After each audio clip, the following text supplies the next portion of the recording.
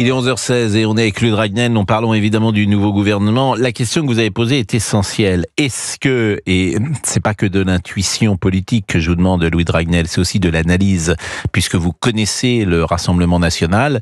Il y a une question d'ailleurs importante. Le calendrier judiciaire joue contre le temps pour Marine Le Pen. Est-ce qu'elle a intérêt donc à laisser ce gouvernement en place ou est-ce qu'elle a intérêt à censurer?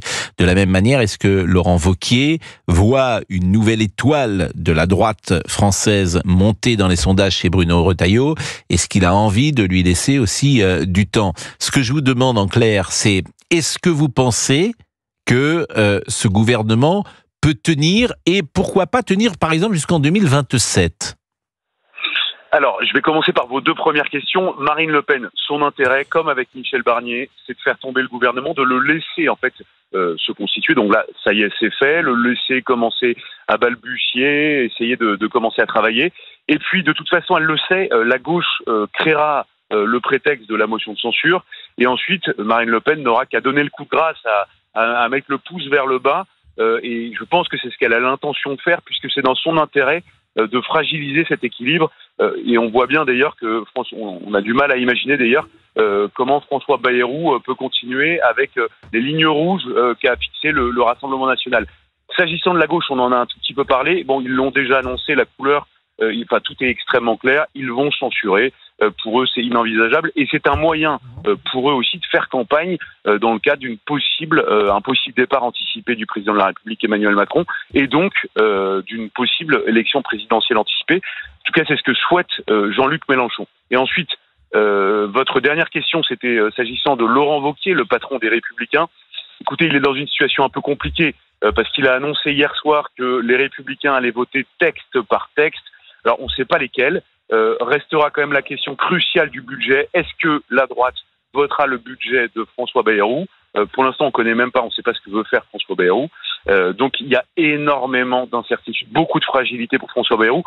Ce qu'on sait aussi, une certitude, c'est que François Bayrou part beaucoup plus fragilisé aujourd'hui que Michel Barnier il y a 2 mois et demi. C'est curieux parce que bon, c'est une analyse évidemment possible, mais François Bayrou, et pourquoi pas d'ailleurs, on l'a vu avec Xavier Bertrand, il est prêt quand même à entendre le Rassemblement national. C'est-à-dire que Madame Le Pen a mis un veto sur Xavier Bertrand et Xavier Bertrand n'entre pas. Et comme Monsieur Bayrou a vraiment envie de garder ce poste, il est possible, et finalement pourquoi pas, parce que c'est aussi une manière d'écouter les 11 millions de Français qui ont voté pour le Rassemblement national, que le Rassemblement national influence davantage ce gouvernement pour une raison simple, c'est que vous avez un Premier ministre qui a tout sauf envie de partir. Alors, ce qui est vrai, c'est que le gouvernement a un pistolet sur la tempe, et qui tient le pistolet dans sa main, c'est le Rassemblement national. Bah oui, c'est une évidence. Ça c'est quand même essentiel dans la... Alors, vous avez entièrement raison, mais Michel Barnier était exactement dans la même situation. Sauf que Michel Barnier n'avait peut-être pas envie... Sauf à 2-3 choses. Oui, mais sauf que Michel Barnier, d'abord, n'y croyait peut-être pas au pistolet sur la tempe.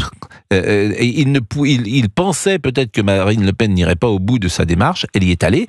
Et puis la deuxième chose, c'est que vous avez un François Bayrou qui a une ambition extrêmement importante, celle, pourquoi pas, d'être président de la République, que son intérêt, c'est de se maintenir le plus longtemps possible, même avec quelques compromissions, pourquoi pas, pour arriver dans 2 ans comme une sorte de possibilité ou de recours, appelez ça comme vous voulez, au bloc central, dont il pourrait porter les couleurs. C'est une analyse possible. Je ne dis pas que ça se passera comme ça. Alors, c'est une analyse possible, mais il y en a aussi une autre, c'est que l'intérêt aujourd'hui de François Bayrou n'est peut-être pas le même que celui de François Bayrou dans 2 ou 3 mois. Peut-être que François Bayrou même ira jusqu'à provoquer les conditions de son départ, parce qu'il verra que l'opinion publique ne le suit pas et qu'il faut marquer une rupture et qu'il n'aura d'autre choix que de partir. Donc, écoutez, on verra. Oui, c'est certain. Mais vous avez un Premier ministre quand même. Moi, en fait, mon raisonnement... J'ai eu au téléphone, figurez-vous, pour souhaiter un joyeux Noël à quelques ministres ce matin. J'ai échangé avec certains d'entre eux. et tous quasiment me disent je sais pas très bien combien de temps je vais durer. Oui, mais c'est normal ça. C'est normal. Ils pourraient pas vous dire autre chose. C'est normal. Dans une période normale. Oui, mais on sait bien qu'on n'est pas dans une période normale. Moi, j'étaye mon raisonnement en l'argumentant avec la jurisprudence Xavier Bertrand. C'est-à-dire que, manifestement, il a appelé Xavier Bertrand ces derniers jours et il lui a dit « Vous êtes ou tu es ministre de la Justice ». Marine Le Pen a dit « Veto » et il a retiré Xavier Bertrand. Ça veut donc dire quoi? Ça veut dire qu'il veut rester en place et qu'il fait fi d'une partie peut-être de ses convictions. Et je pense que vous avez quelqu'un dont on connaît quand même manifestement le profil et la psychologie. Il y a une forme d'obsession chez François Bayrou. Et il a dit quand même hier cette phrase absolument étonnante. Je savais qu'on viendrait me chercher quand ça va mal, Louis de Ragnel. Cette phrase, je n'ai pas souvenir d'un homme politique... c'est ce qu'il a dit. Il faut décrypter un peu cette phrase, parce qu'il dit on viendrait me chercher. Non, il a tout fait pour venir. Bien sûr, c'est pour ça que je vous dis ça. C'est pour ça que je vous parle de psychologie. Voilà, on a raconté quand même la coulisse de la nomination de François Bayrou. Écoutez, depuis 7 ans qu'Emmanuel Macron est président, le seul Premier ministre qui n'a pas été choisi par Emmanuel Macron, c'est François Bayrou. Il s'est imposé au président de la République. Donc, c'est pas tout à fait exact ce que vous rapportez. Enfin, vous avez raison de le rapporter. Non, mais ça fait sens. Mais oui. C'est ça que je veux vous dire. Ça fait sens, ça montre une certaine psychologie. Alors, c'est peut-être un défaut que j'ai. J'ai peut-être davantage lu Stéphane Zweig que René Raymond ou Raymond Aron, mais je pense que la psychologie, ça compte évidemment beaucoup dans tout d'ailleurs, dans un sportif, dans un présentateur de télévision. C'est déterminant, et que cet homme, il est là où il a toujours voulu être. C'est-à-dire Premier ministre. Vous pensez qu'il a envie de quitter Matignon? Aujourd'hui, non. Clairement, non. Mais peut-être que dans 2, 3, 4, 5 mois, peut-être avant, j'en sais rien, peut-être dans 1 mois et demi, il verra que la situation n'est pas tenable et qu'il ne peut pas apparaître comme celui qui s'accroche à son poste. Et c'est là que la discussion commence. Je suis bien d'accord, mais mon cher Pascal, nous ne sommes pas Madame Soleil, donc voilà. Nous sommes d'accord.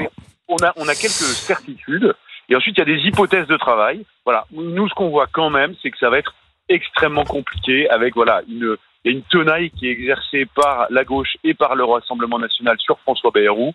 Donc voilà, il le sait. Non mais la gauche c'est fait. La gauche elle censurera. Donc il n'y a même plus de souci. La gauche elle censurera, quoi qu'il arrive, elle censurera tout. Le RN, il ne censurera pas forcément. On est avec Gilles qui voulait peut-être vous interroger. Bonjour Gilles, vous nous appelez d'où? Oui, bonjour, je vous appelle de la Côte d'Opale. La Côte d'Opale, donc c'est du côté de Caen. Oui, Berck, le Touquet, par là. Oui, c'est pas. C'est le nord. Non, oui. c'est pas plus au nord. C'est pas du tout Caen, en fait, la Côte d'Opale. C'est plus effectivement Berck et le Touquet, célèbre entre tous, parce que c'est la ville de Madame.